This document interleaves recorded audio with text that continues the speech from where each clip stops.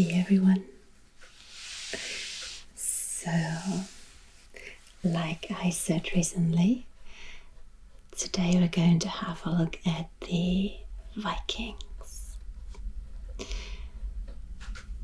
The Viking Age refers to a period from about 790 to something like 1070, so roughly 300 years. So the interesting thing is that we're referring to it as the Viking Age today, but at the time people didn't really talk much about Vikings. They would rather differentiate between Danes and Northmen. And from what I've seen, there are only 3 English sources that actually mention Vikings specifically during that time. So Vikings, obviously, it was a word that was used, but it meant something different. Specifically, it meant pirates. So people who would come by water with ships, usually to plunder. They went on raids. But of course, the, let's say, Scandinavian world was a little more diverse than that. And they didn't only raid. They were also explorers. They traded quite extensively with large parts of Europe. And it's quite interesting to have a closer look at that. But before we do that, let's have a quick look at the ships that they used.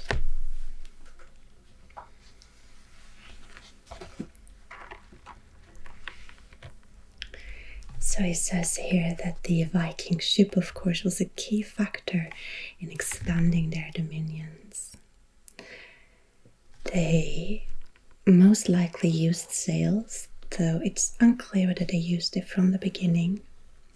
In fact, there's one theory that says the word Viking comes from basically the term for a sea journey, or it meant going on a sea journey that was characterized by different shifts of rowers. Vika is the Old Norse word for a sea mile, and before our understanding of a sea mile, that would mean the distance that one shift of rowers would manage. So obviously that would have been before they had sails. During the actual Viking Age, they are usually depicted with a sail, which must have been quite expensive because, of course, you had to be spun by hand.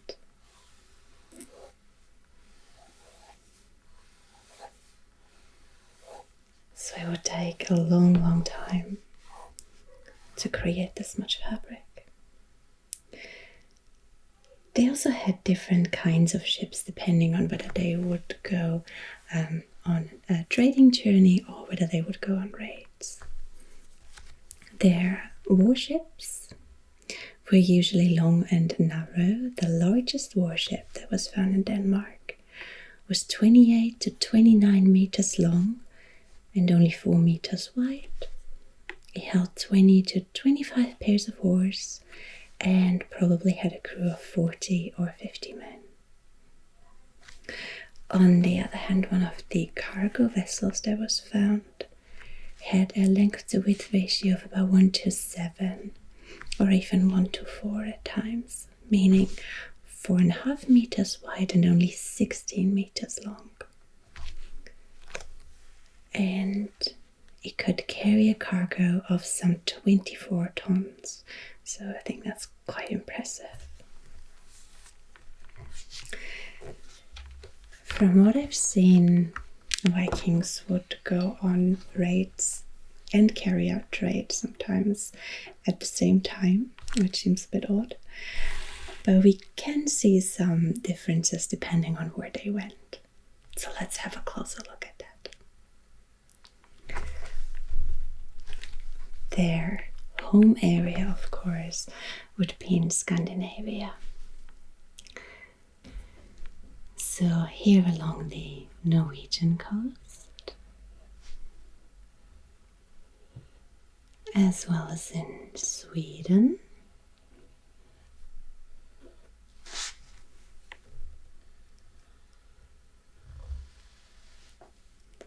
and in Denmark.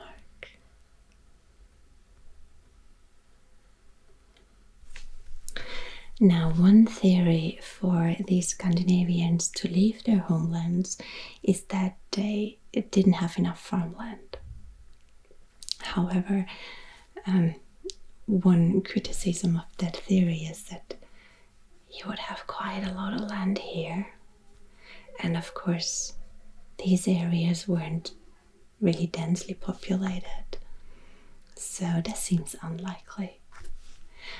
We don't really know what the reason was for them to go on their sea journeys.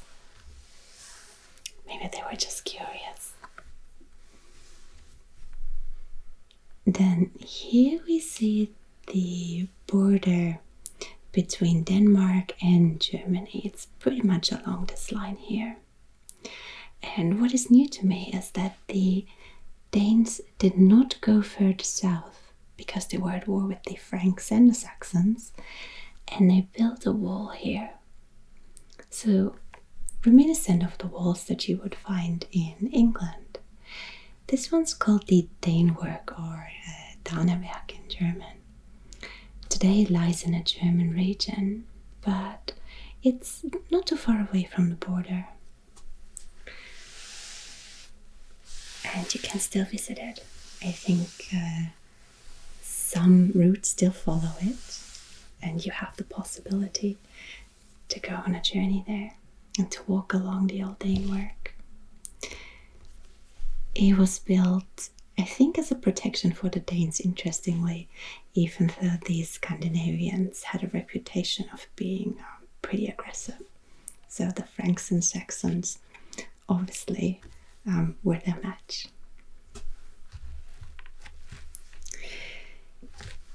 Now on this map we have all of the different Viking routes, and we've just looked at their home areas. We also have a number of areas in the Viking occupation, and I would suggest that we first go east, because this is quite fascinating and a new area to me. So here from the Swedish coast, it was of course easy to cross the Baltic Sea. Here in 820, and they used the rivers to go all the way to the Black Sea, or here further in the north, to even go to the Caspian Sea. And I hope I have this correctly, that this should be the Volga route and this would be the Dniester route. So they would follow the rivers. They came all the way to Constantinople, which they called Miklagard. Mikl basically meant mighty, and God is the city, so a mighty city. And they tried to sack it at some point, but unsuccessfully. So Constantinople did earn its name. What we do see here, though, is that we have quite an extensive area that came under Scandinavian influence, and that is the Kievan Rus. It was sort of a loose federation between different tribes that extended from the White Sea in the north all the way to the Black Sea in the south. And it didn't exist for too long, but still a few hundred years. And it was probably founded by a Swedish king. He was called Rurik, and he was at home here in Holmgard or Novgorod. Now, his dynasty was that of the Rus, which is a name that we still find today in Belarus or in Russia. There are also some regions in Eastern Europe that have been called Ruthenia, which also dates back to that name, Rus. And this is probably the origin story of Russia, Belarus, and Ukraine. I saw that there are some different opinions over whether it was really Scandinavians behind that. But the evidence suggests that yes, there were Scandinavians involved, although we also see that the Scandinavian influence vanished quite quickly.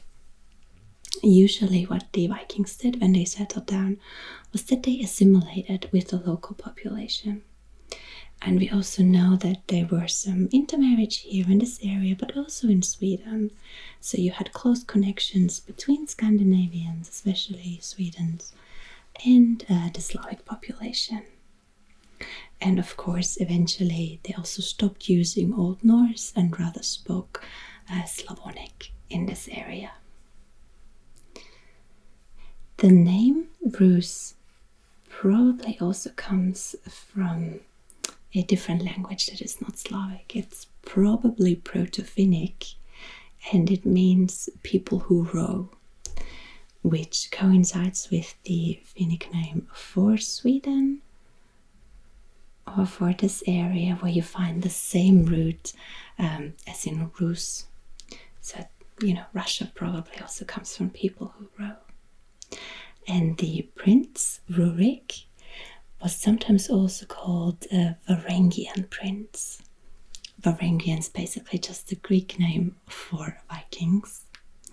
And you might have heard that word from another area, namely from Constantinople. There, the Byzantine emperor had his own life guard, and they were the Varangian Guard. So they specifically called people from Sweden or Denmark, or maybe Norway, to guard their emperor.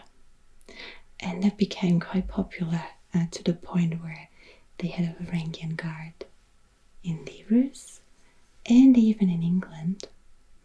And the king of Sweden had to forbid people to leave the country because too many people went off guarding other kings.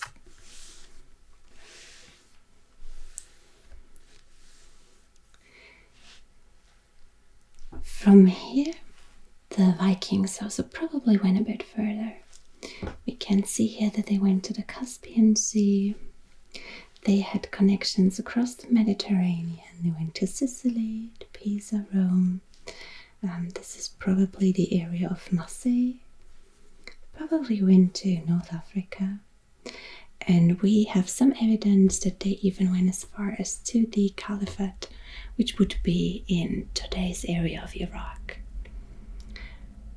One of the things they did there was to trade, for example, in fur, which apparently was quite popular even in Iraq. You would think it's quite warm there and you don't necessarily need fur, but of course the Caliphate also included areas, for example, in Iran, which can be quite mountainous, or in Afghanistan, which can get very cold.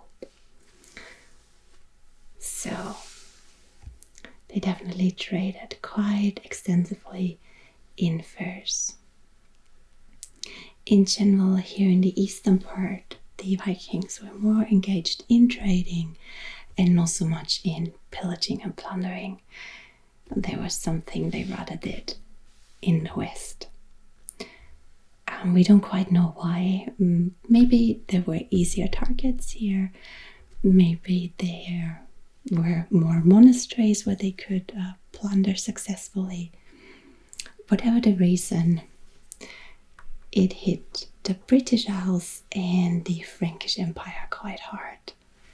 We can have a look at that on another map.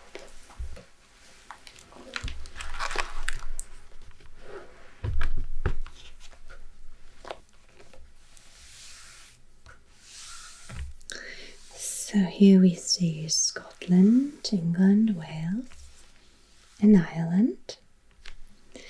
And we have a map of the Vikings in the Irish Sea between 800 and 1170. In red, we have the main routes from the 9th and 10th century,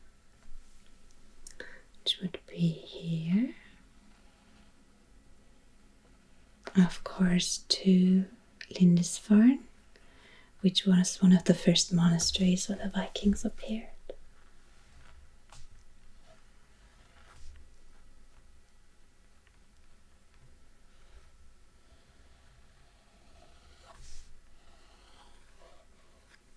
So these would be from Dublin to York, 867 to 954.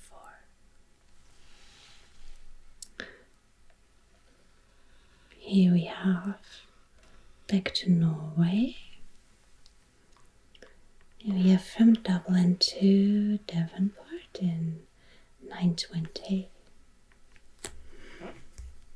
In blue we have the main routes from the 11th and the 12th century.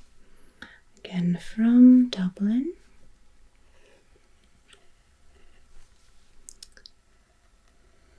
Or in the other direction specifically, this would come from the north, from Orkney to Dublin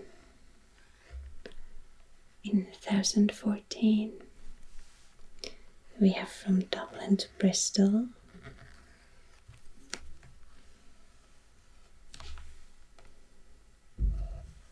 From Severn to the Isle of Wight.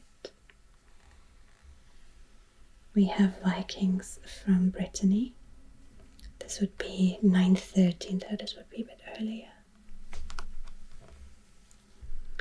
Again, we have from Bristol to Ireland. And we have in orange some of the smaller routes between that entire time from the 9th to the 12th century. I've already said here, Vikings from Brittany. We have from Waterford to Tyne, and from the Isle of Man to Waterford, from the Isle of Man to Dublin, and back. We have from Norway to Anglesey.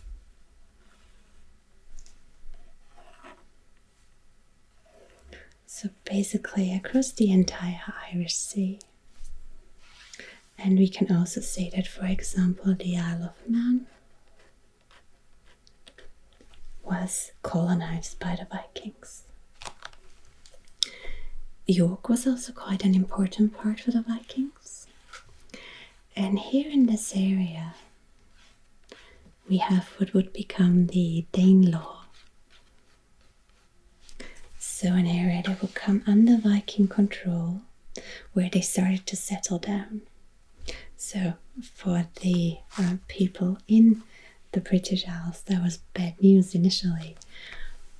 At the start, the Vikings would come via the sea or up the rivers. They would do whatever they set out to do, and then they went back to Norway or Denmark. But eventually they started to overwinter and finally actually settled down and stayed there. So the same thing happened as we just said.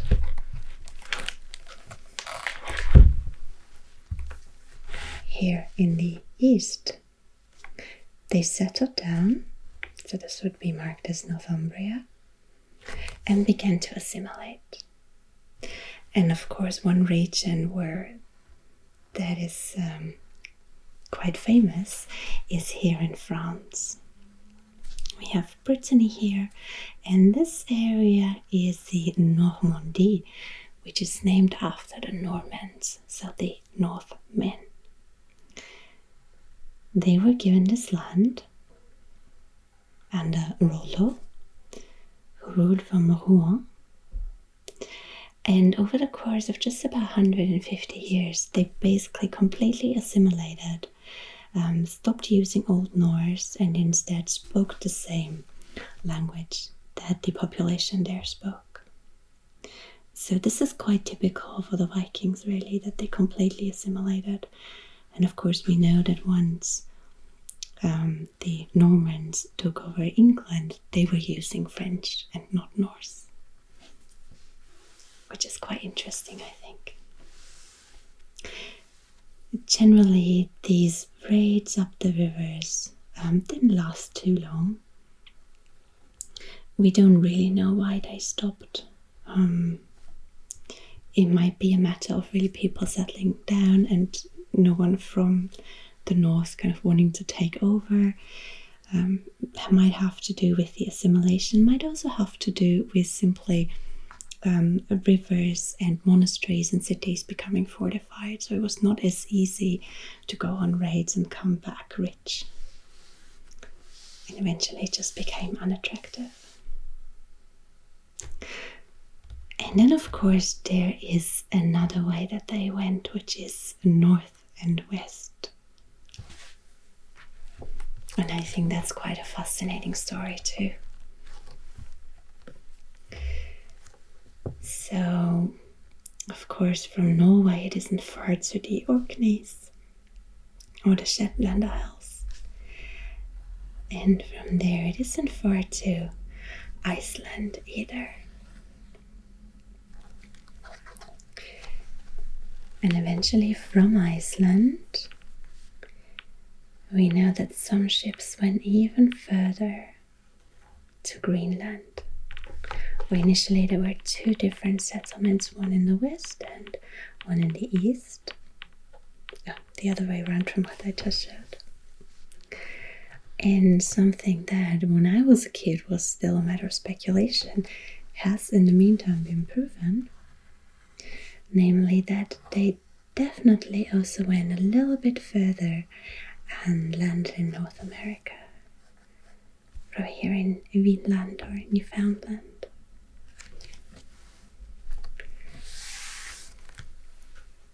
Actually, now that I think about it, I think the proof was actually found in the 60s, if I'm not mistaken. But I can't quite remember where I read that. But I definitely know when I was younger, it was still, you heard about it, but it was always a matter of speculation. Now, one of the interesting things is that the Vikings did not use maps and they did not have a magnetic compass. So, of course, you might say it's not too far to sort of hop from one landmass to the next. But especially when it got foggy, you could lose your way, or if you couldn't exactly tell which way the wind went, you could also lose your way and not be sure where you would turn up. We do know that the Vikings used a solar compass though, which we can have a quick look at.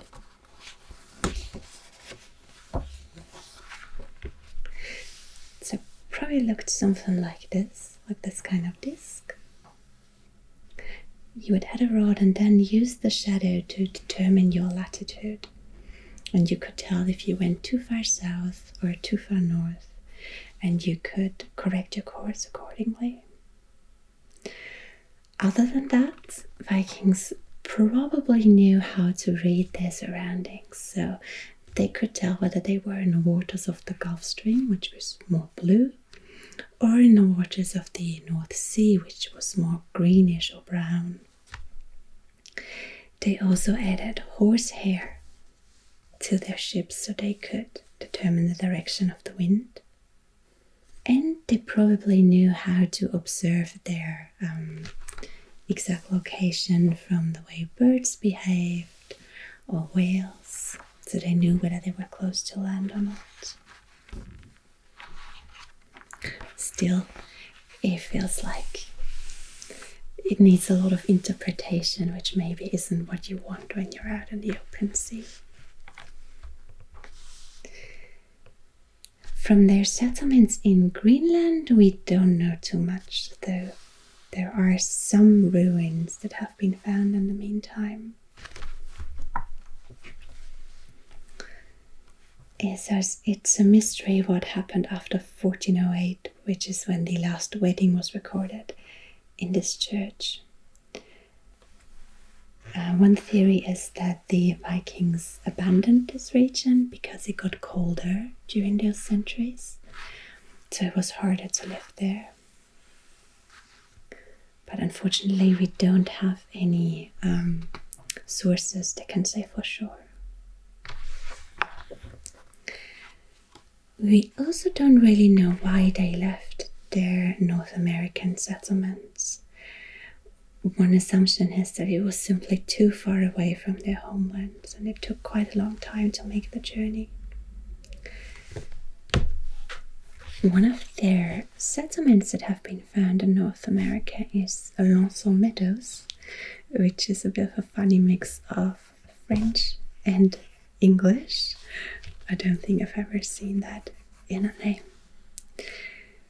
And there are about 8 buildings that have been found. It should be here, along the coast of Newfoundland. They found an iron forge there, some dwellings, so people probably lived there. Also a boat repair workshop, and even a spindle and a loom. So this suggests that women might have been there too, because of course it was important to repair their sails, I assume. All in all, this book suggests that there were something between 30 and 150 people living there, which is about 10% of the population of Greenland at the time, or specifically of the Scandinavian population of Greenland. So not too many people. Maybe they also used the North American coast to provide wood for their ships here in Greenland. They might have also looked for trading partners, which they probably found, at least in parts. And we also know that they went a little further south because some butternuts have been found there, which do not grow as far north as this settlement. But again, it's unclear why exactly they left. Maybe Greenland just became uninhabitable, which meant that this area was too far away. And they went back to Iceland, the Orkneys, Norway, Denmark, or Sweden.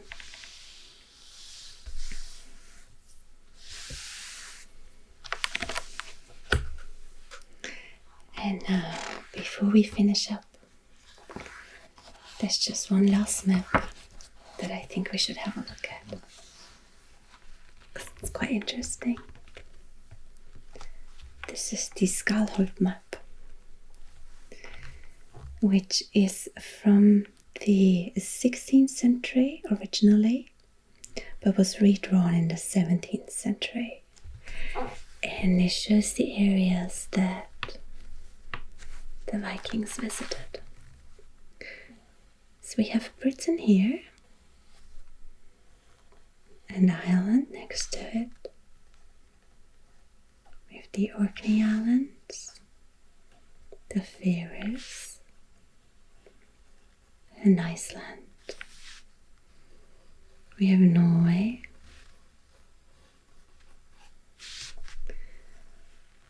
and then here from the north we get to Greenland,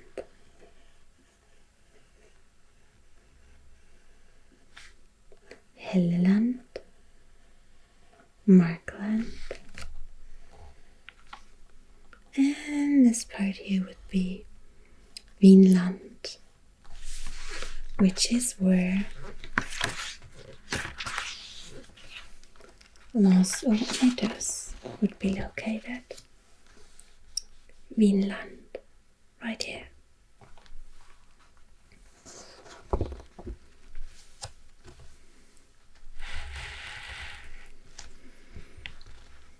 And I think this is a pretty cool illustration. It says, when the Skullholt map is turned and stretched slightly in an east-west direction, and this map is placed over a corresponding recent map, the result is astonishing. Regarding America with its peninsulas and bays in particular, the map fits surprisingly well. The map makers probably used information on the voyages of Cabot and his successors in addition to the sagas. The map maker has visualized the geography of the area well. What a compliment, right? So of course here Ireland and Britain don't quite fit over our modern map, but that's not the part that's interesting to us. We have here the Norwegian coast, we have Iceland, we have here Greenland, which doesn't quite fit, but I think we can see the V shape in the map. And then of course the part that really is interesting is here, the American part, where we can see that it really fits remarkably well.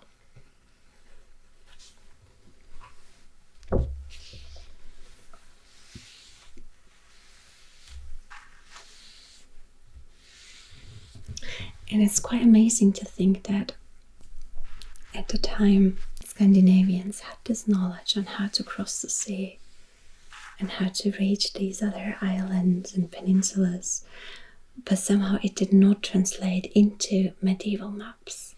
It took a really long time for this information to turn up.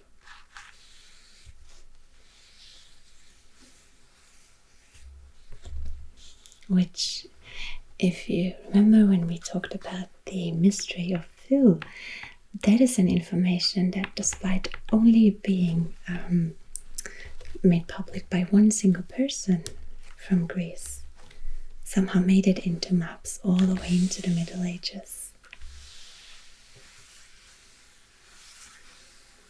So that connection between map making and actual seafaring at the time was broken. It probably simply happened in two different places by different people. Right. And I think with that, we're going to finish up today.